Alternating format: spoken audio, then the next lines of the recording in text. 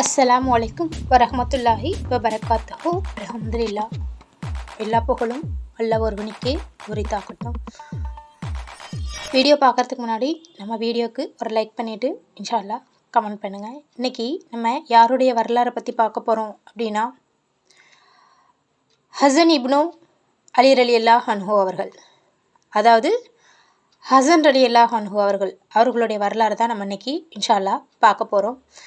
ஹசன் இப்னு அலி ரலியல்லாஹு அன்ஹு அவர்கள் மார்ச் 2, 625 2 ஏப்ரல் 670 கிபி அவர்கள் அலி ரலியல்லாஹு அன்ஹு அவர்களுக்கும் ஃபாத்திமா ரலியல்லாஹு அன்ஹு அவர்களுக்கும் முதல் மகனாக ஹிஜ்ரி 3 ரமலான் பிறை 15 வியாழக்கிழமை, அதாவது மார்ச் 2, 625 மதீனாவில் பிறந்தார்கள். இவர்கள் பிறந்ததும் இவர்களுடைய காதுகளில் பாங்கு சொல்லி தங்கள் வாயில் வைத்து சுவைத்த பேரித்தம் பழத்தை இவர்களுக்கு நீத்தியவர் அண்ணல் நபி ஸல்லல்லாஹு அலைஹி வஸல்லம் அவர்கள். மேலும் உருவில் தம்மை ஒத்திருந்த இவர்களுக்கு இவர்களின் பெற்றோர் இட்ட பெயர் குஹாப் என்ற பெயரை மாற்றி ஹசன், அழகர் என்ற பெயரை தன் பேரனுக்கு சூட்டியவர்களும் அவர்களே. இவர்களும் அபு முகமது என்ற குன்யாய் பெயரும் மற்றும் சில சிறப்பு பெயர்களும் உண்டு. ஹசனும் ஹுசைனும் சொர்க்கத்தில் இரு மலர்கள் என்று நபி ஸல்லல்லாஹு அலைஹி வஸல்லம் அவர்கள் கூறினார்கள்.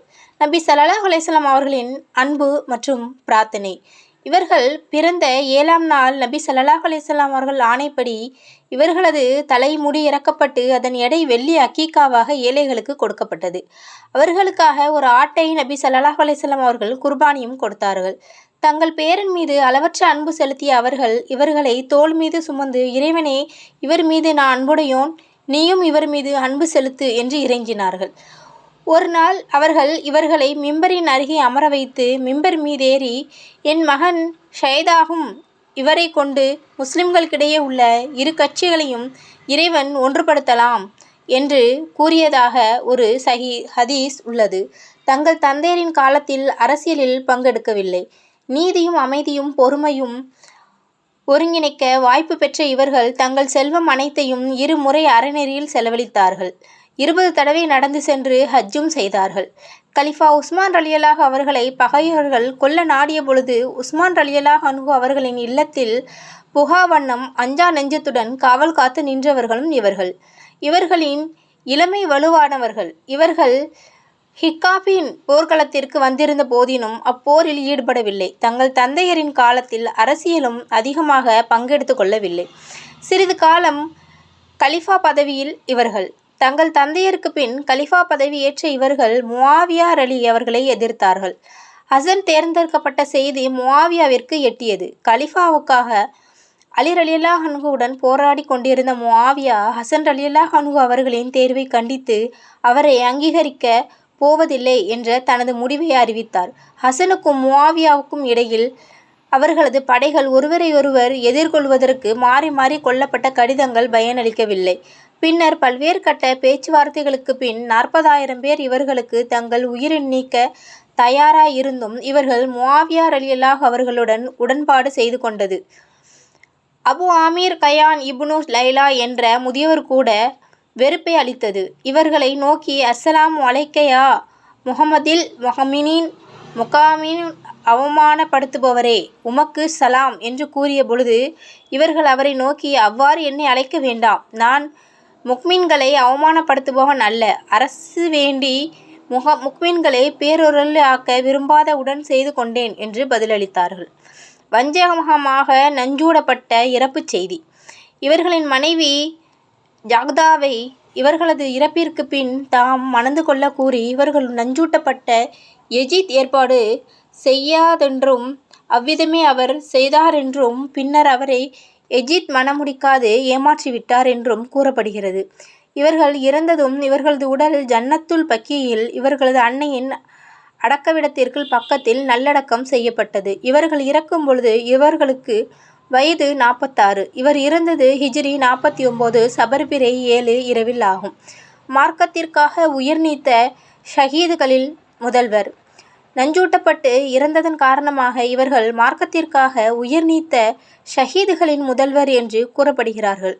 இவர்கள் பல திருமணங்களும் பல மன விடுதலைகளும் செய்ததன் காரணமாக இவர்களுக்கு மித்லாக் மனவிலக்கு செய்யப்பட்டவர் என்ற பட்டப்பெயரும் ஏற்பட்டது.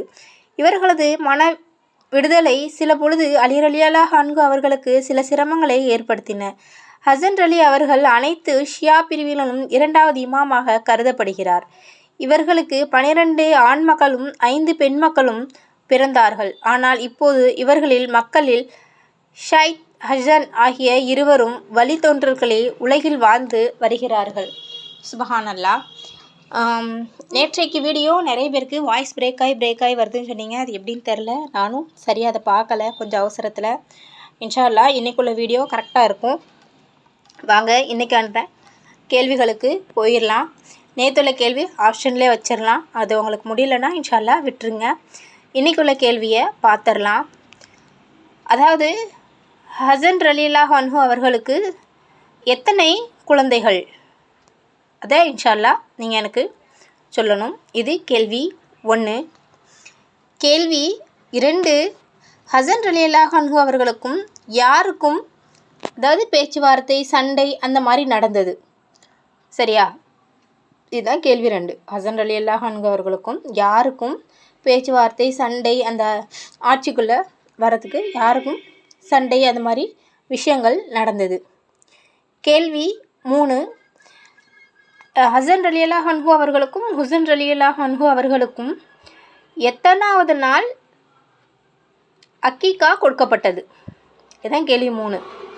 ஹசன் ரலியல்லாஹு அன்ஹு அவர்களுக்கும் ஹுசைன் ரலியல்லாஹு அன்ஹு அவர்களுக்கும் எத்தனாவது நாள் கழித்து அக்கீகா கொடுக்கப்பட்டது? இது கேள்வி 3. கேள்வி 4, அக்கீகா என்னது கொடுக்கப்பட்டது? கேள்வி 4, அக்கீகாவாக என்னது கொடுக்கப்பட்டது? சரியா? கேள்வி 5, ஹசன் ரலியல்லாஹு அன்ஹு அவர்கள் எப்போது பிறந்தார்கள்? இதுதான் கேள்வி 5. ஹசன் ரலியல்லாஹு அன்ஹு அவர்கள் எப்போது பிறந்தார்கள்? உங்கள் பதில் அனுப்ப வேண்டிய எண் 766 78 78 745. உங்கள் பதில்களை அனுப்பும் முன் உங்கள் பெயர், ஊர் மற்றும் ரிஜிஸ்டர் நம்பர் சேர்த்து அனுப்புங்க. இன்ஷா அல்லாஹ். அஸ்ஸலாமு அலைக்கும் ரஹ்மத்துல்லாஹி வபரகாத்துஹு.